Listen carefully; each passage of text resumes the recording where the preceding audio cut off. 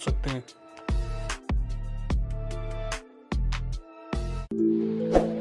खूप वर्षापूर्वीची गोष्ट आहे. एका गावात रामू नावाचा एक माणूस राहत होता. तो खूप गरीब होता.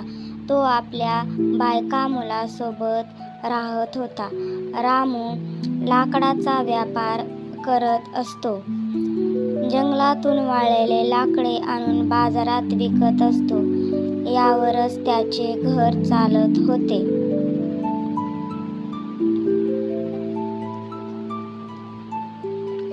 परंतु थोड्या दिवसात खूप मोठ्या प्रमाणात पाऊस पडतो.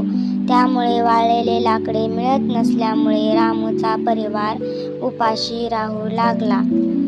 मग एक दिवस त्याचा मुलगा म्हणतो, बाबा, तुम्ही मोठ्या काकाकडून थोडीशी मदत का मागत नाही? ते तर खूप श्रीमंत आहेत. त्यांच्याजवळ पैसे पण खूप आहेत. ते आपली मदत नक्की करतील. मुलाचे बोलणे ऐकून रामू विचारात पडतो. तेव्हा त्याची बायको बोलली की, तुम्ही खूप विचार नका करू. तुम्ही जाऊन मोठ्या भाऊंजीकडून मदत मागा. ते नक्की आपली मदत करतील. आपण 2 दिवसापासून उपाशी आहोत. हे ऐकून रामू आपल्या मोठ्या भावाकडे जातो आणि सगळे त्याला सांगतो.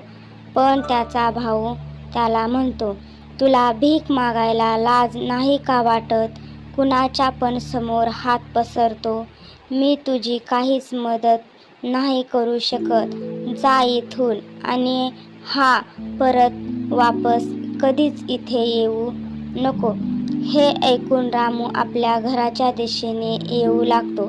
तेवढ्यात जोराचा पाऊस सुरू होतो. तेव्हा रामू एका झाडाखाली थांबतो. त्यावेळी झाडावरून एक मोठा आंबा त्याच्या अंगावर पडतो. रामू तो आंबा हातात घेऊन खूप खुश होतो आणि म्हणतो, आज काहीतरी खायला मिळेल. हा आंबा तर खूप मोठा आहे. तेवढ्यात तिथे एक साधू महाराज येतात आणि रामूला म्हणतात की, हा आंबा तू मला दे. मी तुला त्याच्या बदल्यात एक चक्की देतो. मग रामू त्यांना म्हणतो की, हा आंबा खाऊन घ्या. मी चक्की घेऊन काय करू? मग रामू महाराजांना आंबा देतो.